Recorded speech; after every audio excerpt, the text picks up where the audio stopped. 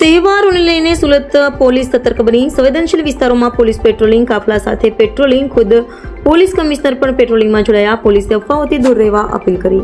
NN news Surat.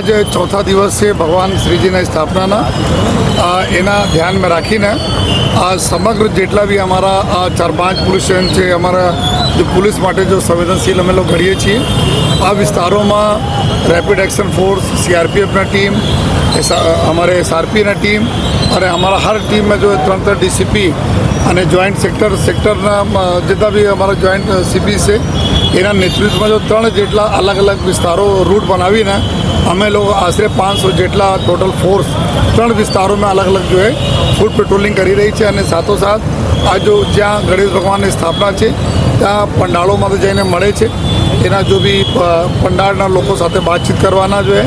અને સાથોસાથ જો રસ્તામાં આવતા જો મુસ્લિમ વિસ્તાર છે ત્યાં બી લોકોને મળે છે અને સારી રીતે બધા લોકો એકબીજા સાથે મળીને તહેવાર મનાવે આ પ્રકારની સૂચનાઓ પણ આપતા રહે છે. સાથોસાથ અમે લોકો અત્યારે જો CCTV અંદરના વિસ્તારમાં જો પંડાળો પર લગાવે છે એના બી એક વખત સમીક્ષા કરીએ છીએ જોઈએ કે લાગી છે ગયા છે કે નહીં. અગર નહીં લાગે હોય તો તાત્કાલિક એના બી પૂર્ણ કરે જોઈએ.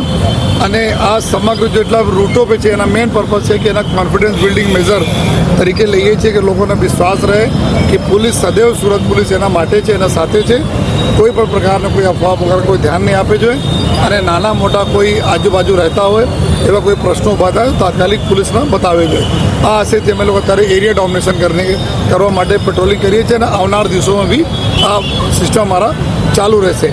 પહેલેલી જો ભાગળ પાસે અમારા જો દ્રોણ સ્ક્વોડ છે, દ્રોણના કેમેરાઓથી બી આગળ બગલ 80 જેટલા છે ધાબાઓ છે એના ઉપર બી અમારી ચેકિંગ અને વોચ રાખવાની કામગીરી ચાલુ છે. અફવા ના ફેલાય એના માટે એક સંદેશ છે.